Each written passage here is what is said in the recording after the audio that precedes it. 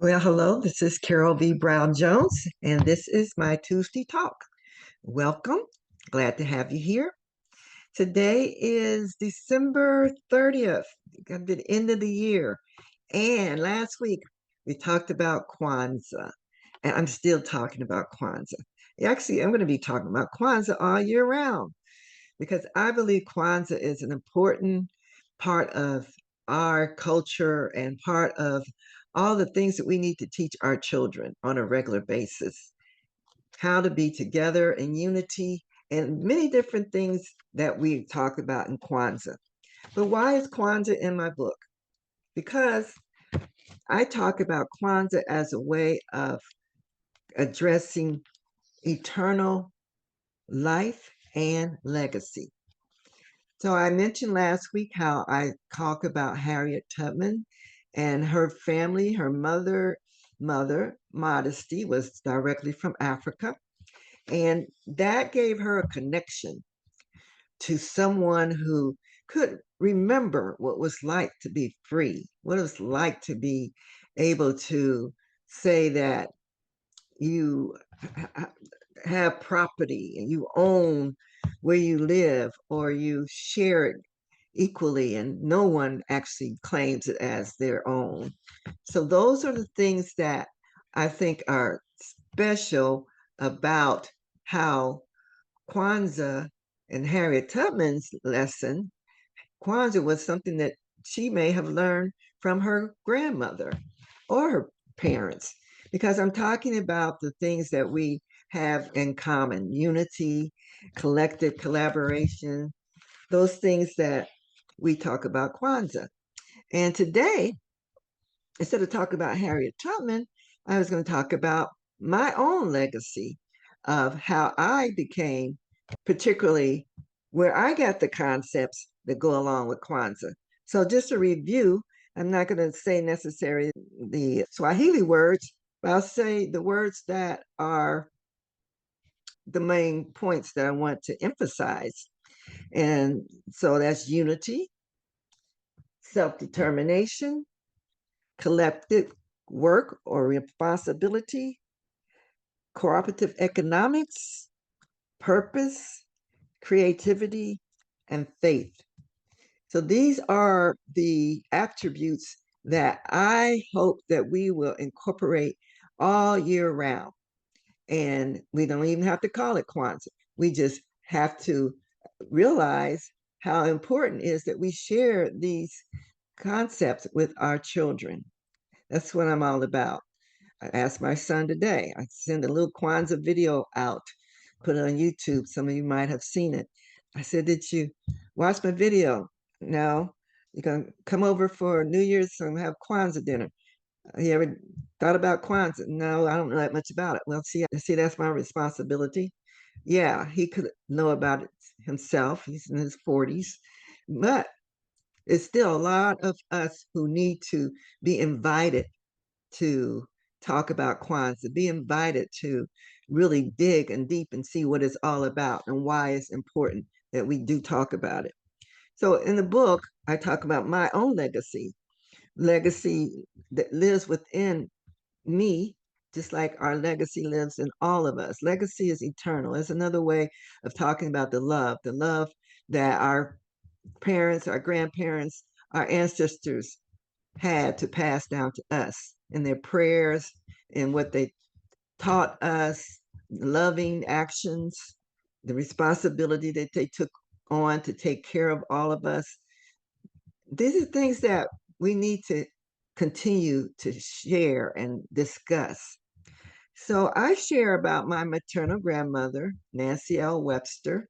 She lived to be 101. And what did I get from my grandmother? Well, first of all, she was the flower lady in town. Everyone called her grandmother. And she was known for her, not just her beautiful garden, but also hand making flowers. She made corsages. And I picked that up as a my hobby and a little business on the side as well. But that was just one thing that I picked up from my grandmother. And then I picked up several things from my mother, who also lived to be 101. and her name was Frances Moss Moore. And she was an actress. She got her first commercial at age 75. That's inspiration for me. She was an author, and she was the person at church that brought the programs together. Whatever the event was that need to raise a little money, then she was going to organize the programs and help get that going. I sort of picked it up from her. But another thing my mother was passed on to me is being a part of the Paul Laurence Dunbar volunteer group at the Paul Laurence Dunbar House. So I grew up in Dayton, Ohio, and that is the home of Paul Laurence Dunbar. And tonight I am so blessed to have with me several members of the Love of Dunbar Collective. And I thank you all for being here. I'm trying to make sure that we can all see each other. I'm just seeing, let's see, let me change my view. There it is. So good evening. Good evening.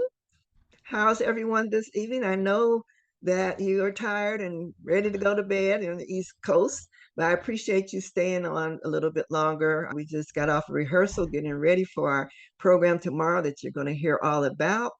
And so thank you for being here. I'm going to let you introduce yourself and just tell us a little bit about how you became a part of Love in Dunbar. Oni, you want to start? Oh, thank you. Thank you. Thank you so much. I'm trying to start here with my background. That would help. Yeah, that's good. I had a normal education. I had a parochial school education, and I did 2 years at a university, college in Oakland, California, Laney. And all the while I was studying, coming up, English was my favorite subject. No one taught me about Paul Laurence Dunbar. I didn't know. The only time I first recognized Paul Laurence Dunbar was Maya Angelou's book, when it was required reading, I Know Why the Caged Bird Sings. And reading that book talked about Maya Angelou, but it never dawned on me. It mentioned in the book, she did mention in the book that she was reading Paul Laurence Dunbar's poetry when she went into she experienced trauma, and she went into a solitude state in her life, and she read Paul Laurence Dunbar's poetry. So that's the first time I had heard about Paul Laurence Dunbar.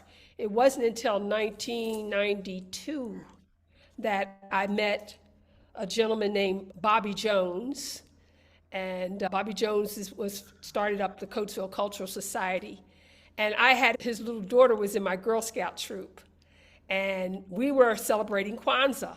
By the way, I was a member of the Coatesville Kwanzaa committee, and Bobby Jones, we asked him to drum for our group, our Kwanzaa programs, and after that, he asked me to come up to the Hill and be a part of his theater group. And he showed me the works of Paul Laurence Dunbar. And what the works he showed me was mostly Dunbar's dialect. I call it his Southern dialect poems. And I was like, what is this? I can't really read this. I was hip to Ebonics, but this was on another level. So I was like, what is this? And so when we studied it and I heard it as people talking. I heard it as voices. I heard my grandmother from South Carolina. I heard her voice that I had heard when I was 10 years old. I heard my Auntie Pearl in North Carolina. I used to go visit with her on the dog bus to Hoskie, North Carolina. And I heard all these Southern voices. My mother's from Louisiana, and she had a little twang in her voice as well. So that's how I discovered Dunbar. And we studied his work. We studied mostly his so-called plantation works first. And we traveled around in the schools and did something. And then in the theater, we did lyrics of love and laughter. Every November, we would perform and raise money for our theater. And we also raised money to build the theater off of performing Paul Laurence Dunbar's poetry.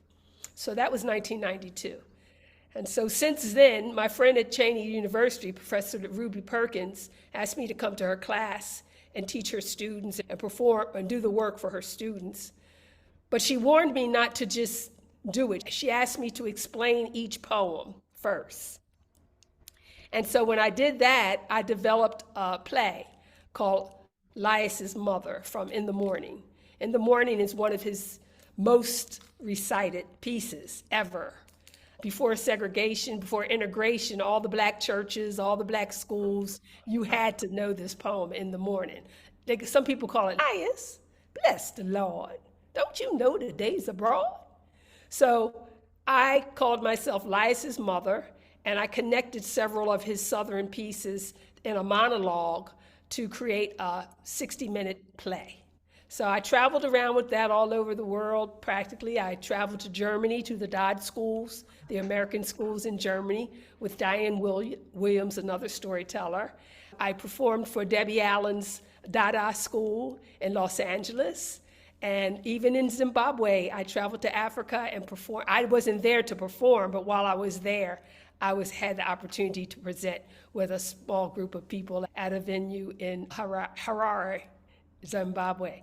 So I love it. And his work, I love it. I won't take up too much time because I have my colleagues here with me, and they sure enough have to tell you about their love of Dunbar. You visit our website. Our website says so much about who we are. It's loveofdunbar.com. Yes, and I will make sure that's on the recording so people can see the link. Thank you. And now we have to give you credit because you're the one, I believe, to put this group together, and you keep us going and keep us on our toes and make sure we get it right. And we appreciate you. Just let you know, we appreciate you. Y'all got it right. Y'all got it right. It's just that I want to add little touches. I'm trying to draw out our artists in the group to bring it into a theatrical tone, or even a spoken word, even rap Dunbar. We could have a rap of Dunbar. Viveka sings Dunbar. So everybody got it together. I just polish up and just bring it and liven it up and make it a little bit more theatrical. Well, that's your gift, and we appreciate you. Donna Thank you. Marie, you're in Ohio. Tell us about your connection with Dunbar. I am in Ohio. I don't know if you're going to think much of it, but I never cared for poetry. Never. And I couldn't sing if it saved my life. But there I was, laid up with a bad throat, and I'm looking at things and moaning and groaning, and I picked up this book, and I saw,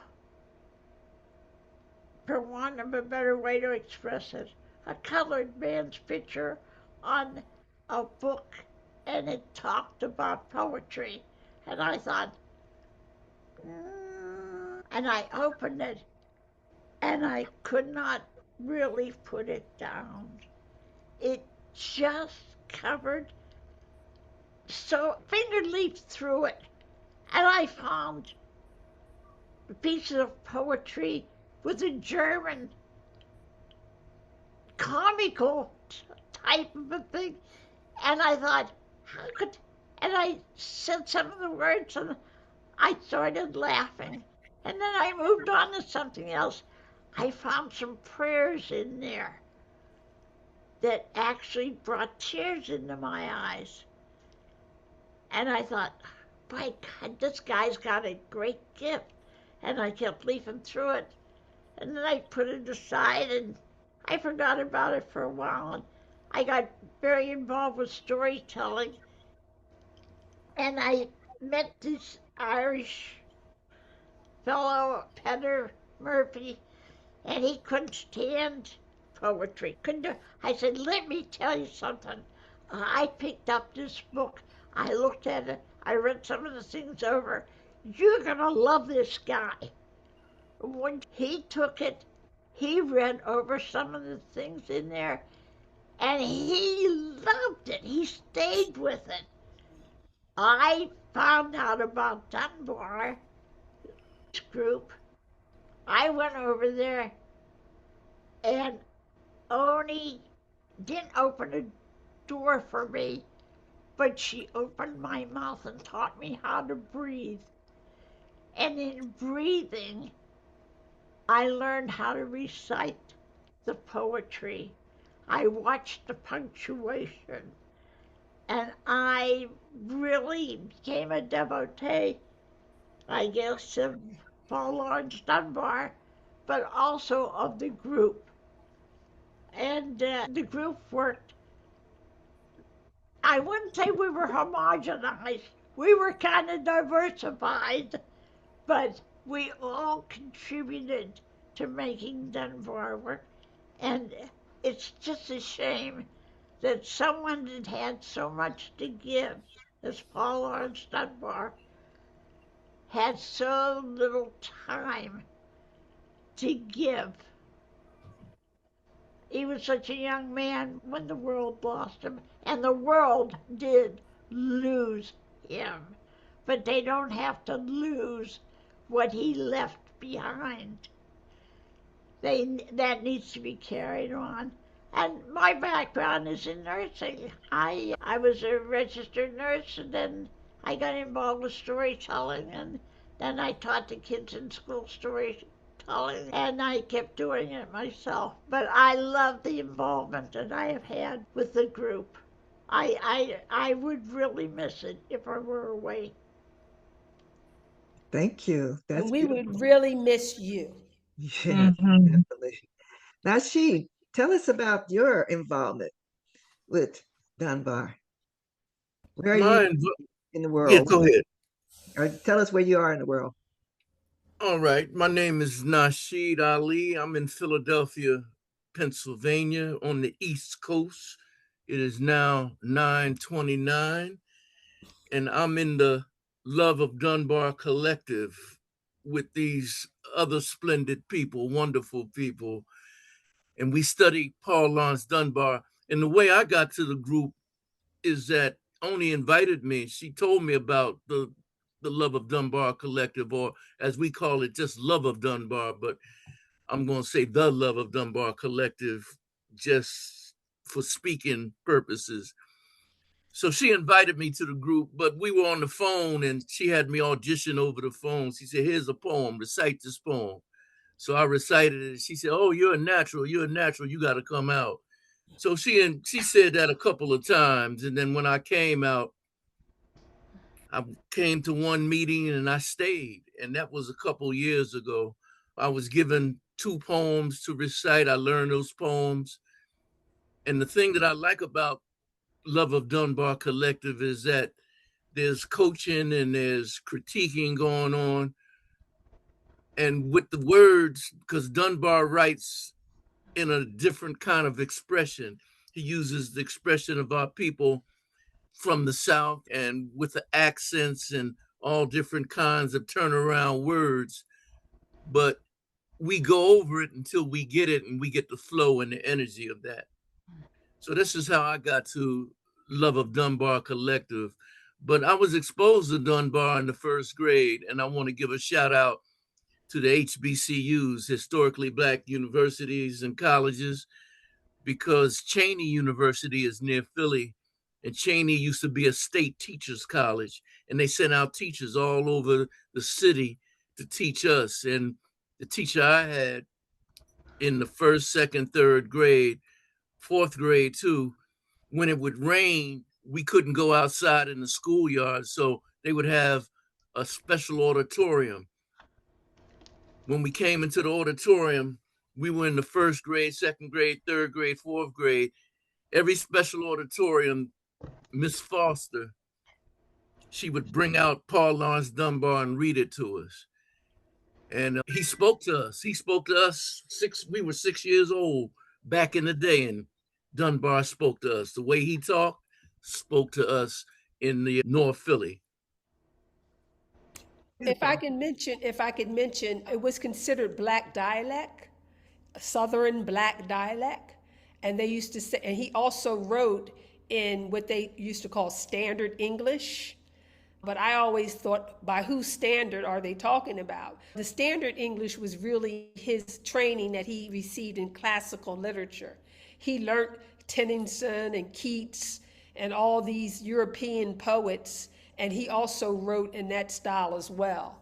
So that's what made him so brilliant, is that he was able to write in the Southern dialect. And it's not just black dialect, because Europeans also in the South, they also speak in that Southern drawl today, even today. So what Nashid is speaking on is he's in a school in North Philly where we grew up around the corner from each other, Nashid and I. And Walton School was all Northern. So while you were reading, like, I Know Why the Cage Bird Sings, this is considered his standard English. And we in the Love of Dunbar Collective, we call it his Northern English. And then he also wrote, Go Away and Quit That Noise, Miss Lucy, in a Southern dialect. That it's not just a black Southern dialect, although it was considered that, but it's everybody in the South has that little Southern twang. So that's the beauty of his work, is that he writes in these two styles. And also, like Donna Marie mentioned, he wrote in a German dialect, and he wrote a poem in an Irish dialect, because that was his community in Dayton, Ohio. It was very mixed with African Americans, Germans, Irish people. So he wrote what he heard and what he lived. Thank you for adding that. Nashid, I want to come back to you because I want you to tell people about your radio show. Yes. I'm on WURDradio.com. WURDradio.com. That's wordradio.com. That's how you can pick it up all over the world. But it's East Coast time, 6 o'clock on Sundays. So 6 o'clock in the evening, p.m. on Sundays, you can pick it up. And I have very interesting guests. A lot of times I have some of the folks from the Love of Dunbar Collective on the program. But I tell stories because I'm a storyteller. I belong to Keepers of the Culture in Philadelphia. I'm also a member of NABS, National Association of Black Storytelling. So 6 o'clock on Sundays on WURDradio.com, I tell story. I open up with a story, and my story is based on my interview with the guests. Whatever guest I have, we talk first, and they inspire me. And I try to build, and I work to build a story around my guests, and then we talk about a different topic. So in January, we're going to be talking about the language, soul searching, the language of truth, how to use the words that we learn to speak the truth. So we're going to talk about that all January. So tune in this Sunday, 6 o'clock, WURD Radio. And I'd like to say also, Karol, that my elementary school was really 2 blocks above where Oni lived. That's a famous place now, that whole area where she was raised is very famous. Oh. But Dunbar to me is, for a Black storyteller, I got reintroduced to Dunbar at a NABS conference when Mitch Capel, he would recite Dunbar. So they have a conference every year. So every year he would come and he would recite Dunbar, and he made a living from it. But I think he's a revolutionary because his parents were enslaved, and his mother knew how to read, and his mother taught him how to read. And I think that's a revolutionary act. So his grandparents, his great-grandparents taught him how to read. So the way he mastered the English language, and he could go back and forth, the way his people spoke, the way the other societies spoke, he could write in, like Oni said, in both ways. He was a revolutionary man. I got to study him because they always threw Shakespeare at us when we were in school. Shakespeare this and Shakespeare that, but they never put before us, I'm talking about the larger schools, Paul Laurence Dunbar. So I got to go through that Dunbar school. Right. Thank you. Viveka, how about you? Yes. I actually come from a technical background, but over recent years, I've delved into storytelling and poetry. And really, when I think about it, poetry has always been a part of my development. My mom kept books around, and one of my favorite books that I still have to this day is a book of children's, I can't say it's children's poetry, but it's a children's book that has poetry in it. I came to Love of Dunbar through Assist, Artists Standing Strong Together. And I've been hearing about this program that Oni had started calling Make Dunbar Part of Your Repertoire. I think that was the name of it.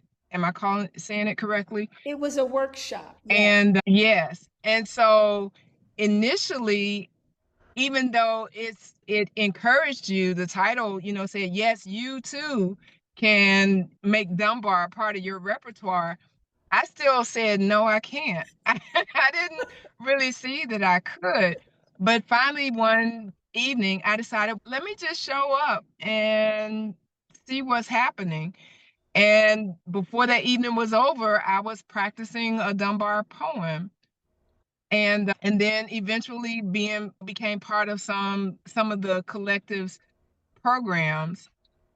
Interestingly, I had looked at Dunbar's poetry years before, and I got so frustrated because I couldn't read it. It was just like picking up the King James Bible version of the Bible when I was a child. I didn't understand what it was saying. And so I have learned through the collective how to read it. It's, oh, DAIH is there. That's the way my grandma used to speak. And so I really appreciate it because he gave a spelling to the language that my grandma spoke. My grandma Alice. She was born 1899, deep in the heart of Alabama, and that's the way she spoke.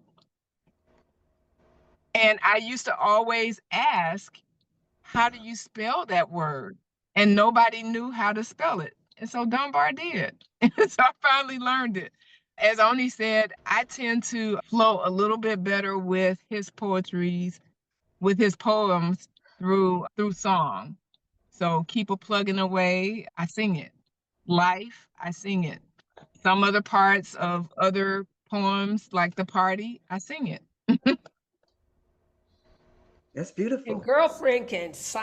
Yeah, it's so beautiful. All the different ways that you all have highlighted Dunbar, and I'm sure that this is going to help people find him because he is a hidden treasure. Even in Dayton, my grade school was around the corner from the Dunbar house, but I don't remember being taken there on a Hmm. field trip at all. Right. Wow. So even, and I have to announce this discussion we're having here and tomorrow's event to the Daytonians, my connections. And I hope that they will look at this, come on tomorrow and learn more because we have a treasure to appreciate. That's our homeboy. And Yes. just don't give him enough attention. I appreciate all you being here tonight. I'm not going to keep you much longer, but I do have something to share. Like I said, my mother being connected with Dunbar gave me a little edge. I even have this little Paul Laurence Dunbar collection of glasses that has his Mm, A birthday, cabinet. 1872 to 1906. nice. And I'm going to share. First, I want to talk about, like we talked about, not being able to read his poetry. And I think that's a reason some people have not gotten into him as deeply as they can. And they don't realize that he also wrote in standard English. So Oni has encouraged us to take the lead on some different project. And I have proposed a project of finding ways to bring younger people into Dunbar. And I'm just going to show you a little video clip of what my idea is. First of all, we had to have the scholars like Oni and like Mrs. Laverne Ski, who was the coordinator, director over the Dunbar House for many years, to explain the history behind his stories. And I've learned so much from being here with you all and Betty Haskin and Oni putting these deeply researched programs together so that we have the backstory of the poems and what he was thinking about, where he was in his career and his life at the time. And that just brings so much richness. And so I have a video a Mrs. Ski doing a Negro love song. She was at my mother's 90th birthday party. And after Mrs. Ski, I have a little song of the same poem, but a little refresh with Dunbar. Are you seeing Mrs. Ski? Yes, yes, we Yeah. see it. It's beautiful. The History Makers. He's a Daytonian, Larry Crows. Okay. Which one is your grandmother, on the left, sitting down, or on the right? In the pink dress, that's my mother and her sister.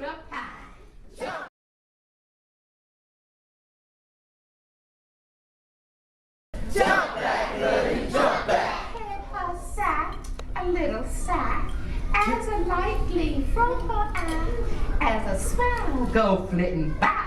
Jump back, buddy, jump back. Had the wind blow flute up high. Jump back, buddy, jump back. Marky boy was singing fine.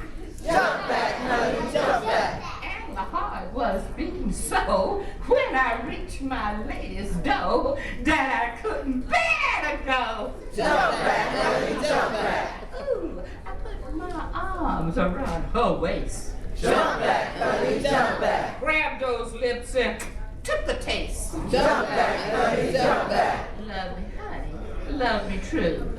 Love me well as I love you. And she answered, 'cause I do. Jump back, honey, jump back. And that is our homeboy, Paul Laurence Dunbar.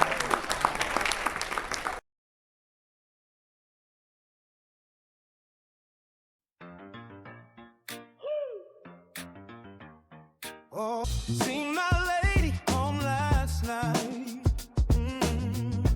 Held her hand and squeezed it tight. Heard her sigh, so soft and low. Felt her breath come sweet and slow. Jump back, honey, jump back. Jump back, honey, jump back. Oh, seen a light blink from her eye. Saw her smile go flitting by. Heard her heartbeat loud and fast. Schoolhouse lights go drifting past. Jump back, honey, jump back. Ooh, jump back, honey, jump back. Oh,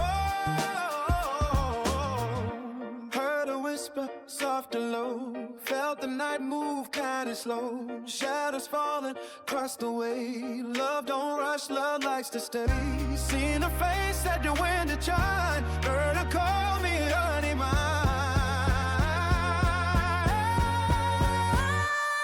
But just then as night went still, love was walking quiet, real. Jump back, honey, jump back.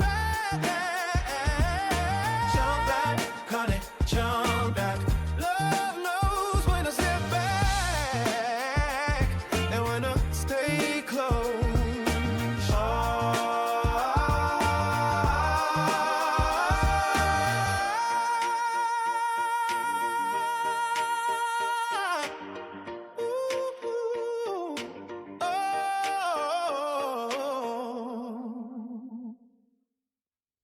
So, Wow, you put that together? yes, I did. Yes, Carol, I love it. but just think about it. The kids who might be hearing the song, watch this video, might watch, why did she put them in the restaurant? Tell them why, Oni.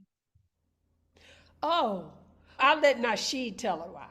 Nashid, you can talk that talk because we did this production in the back of me is about our 16th production of his works. And one of the most recent ones was called Keep a Plugging Away, where we did the life of Dunbar.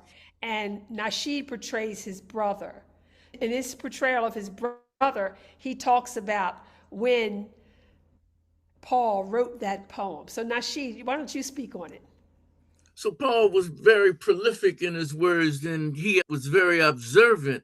So he came to Chicago because there was an expo, came from Dayton to Chicago, and he stayed with his brother. His brother had left Dayton and moved to Chicago and got a job in a restaurant. And that's why you had that restaurant in the picture, because when they were going through those swinging doors and they had those trays in their hand and they didn't want to crash into nobody, they let people know. They alerted people by saying, jump back, honey, jump back. Jump back, honey, jump back. So Paul, going to meet his brother, wrote it down. But then also, Paul, he loved everybody and everything. He had a woman, a lady friend, and he mixed the two. He walked his lady home one night and he held her tight and the wind blew, jump back, honey, jump back. And that's why that restaurant is in that video, because that's where he had his inspiration, visiting his brother. Thank you. Thank you. So isn't that fun? And I think when we have opportunity to work with other people and share the history behind the stories and then give them an opportunity to be creative, that's what this is all about, being creative. Being a poet is creative, but you can be creative even with technology today. I recreated that song with AI support, but the words are Dunbar and some little things changed at the beat. But the whole idea is we want to bring Dunbar to the world and we want to have him get the accolades that he should have. Right, Oni? Tell him about our efforts. Ooh, my sister, that's all up in prayer. We all praying on this one, okay? Oh, yeah. Because we some praying folks, okay? And we are praying that he will get a posthumous Pulitzer Prize, a special citation in literature. I understand Miss Ski, who has become a very good friend of mine, her and Ralph Moon had one time, maybe 20, 30 years ago, long before I knew Dunbar, they had also made an effort to get him a Pulitzer Prize in literature. And so I didn't realize that. What propelled me into the project was when I saw that, who's that fella that did the Super Bowl? He did Super Bowl from Compton. What's his name? Kendrick Lamar. Yeah, Lamar Kendrick, yeah. Lamar Kendrick, I saw Kendrick Lamar. Kendrick Lamar. He got a Pulitzer Prize for his rhymes, for his poems. And while they were very urban and very down with the culture, the African Black culture, and very profound and social commentaries for today, I'm like, if Kendrick Lamar, after I listened to his music and saw the words and read all the words to what he was saying, I'm saying now, if this young brother can get a Pulitzer today, surely Paul Laurence Dunbar should get a Pulitzer for the history of his work, because it's a lot of poets since Paul Laurence Dunbar that are standing on his shoulders, like Langston Hughes, Countee Cullen, Maya Angelou, my girl Nikki Giovanni, Sonia Sanchez, all these poets that came out of the Harlem Renaissance, my girl Zora Neale Hurston, they all read Dunbar. Now, Dunbar was important because he was the first international Black man to gain recognition. Now, Phyllis Wheatley, she was doing the 1700s, but she wasn't international as Dunbar, and she didn't get paid for her work. So I find that Dunbar's works can be spoken word, can be what you just did with that video that is off the hook. And also what we're doing, how we're bringing it to life, is deserving of a Pulitzer. Now, when you get a special citation, when you receive a Pulitzer, you get a couple $1,000s. But posthumously, I don't think you do, but you get that recognition. And we're not only going after the Pulitzer Prize, we want to get the Spingard Award from the NAACP in literature for him. And there's other awards that we would like to see hanging in the Dunbar House. And just because it was something an idea that hit myself, it's going to hang, the plaque will hang in the Dunbar home. So the children that go there now, there's some people in Dunbar, wonderful artists that I met. One is A. Slate, one is Robbie Brandon, also Sierra Leone. And these are women who are really working with the youth to teach them about Dunbar. And they're bringing children to the Dunbar House today to have tours of the home and showing them our work. For Juneteenth, they had me come in on Zoom and do my Juneteenth program. I also wrote a Juneteenth program called Always Free that was shown, that I actually had a chance to perform on Zoom at the Dunbar House. So the Dunbar House is a hub. Also, yeah, I can't say the sisters' names. When I can't say people's name, I don't want to say them. But anyway, so we're trying to get a Pulitzer. We're in prayer that he receives a Pulitzer. We reached out to the 19 members of the Pulitzer Prize Committee that are professors and professional journalists. Some are heads of major newspapers. We sent them hard copy mail, snail mail proposal in the mail, and also emails. So they had, out of 19 people, they had to get recognized what we sent out. And we're hoping that he will receive it in 2026, because this 2026, they're going to be celebrating the Dunbar home, have an anniversary for the Dunbar home in Dayton, Ohio, and we're hoping that we can get that plaque hung up on the wall so all the visitors from around the world that are at the Dunbar House can get to see that he is deserving of a Pulitzer. Because not only did he write spoken word and poetry, he wrote beautiful novels, short stories. And as long as I'm alive, I'm going to be digging deeper into the work. We meet every Friday, 7 o'clock Eastern time, and I've just, like Miss Ski often said, I'm always going to defend Dunbar. And I'm right underneath her. I'm like her little student, so to speak. And I'm always going to defend him, and I'm going to keep it going because it's a passion, it's a love, I have it. Like Viveka, I hear my grandmother speaking, I hear my auntie speaking in the work, and Nashid, like Donna Marie, that he just speaks to everybody. And I'm just hoping that more people will get involved and come in, because there's always room for more people. We're people lovers, and we would embrace anyone who wants to come in and would appreciate Dunbar as much as we do and get to play with us, because we have a lot of fun playing with his work. Right. Yes, yes. Well, this has been a great evening. I appreciate you all being here, and I think we shared really good information that hopefully people will take at heart and join us tomorrow. If not tomorrow, every Friday. And I will have a link to our website where Oni has a lot more history and information and resources on how to find his poems, his complete list of poetry. And you can join us. It's free, and you're welcome to come and we discuss. Like I said, coming up, we'll be talking about our next project as we're ending out this year with a celebration with The Party, which is one of Dunbar's poems called The Party. So you will see us present in our own fun, creative way, The Party tomorrow. Hope you join us. Thank you all. Good night. Thank you, Carol. Thank you Thanks for for having us. Thank you. You're Thank you so welcome. much, Thanks Carol. for Take care. everything, Carol. Keep a plugging away. Keep a plugging away.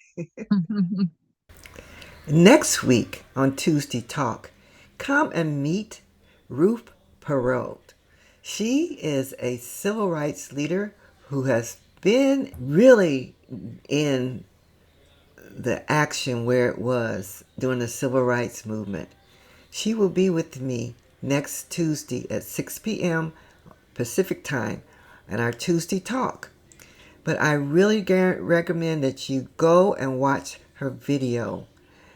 Strategies for Change. It's times like these, strategies for change from the civil rights movement. Come hear her story.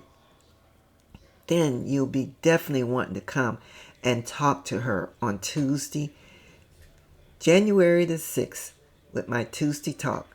See you there.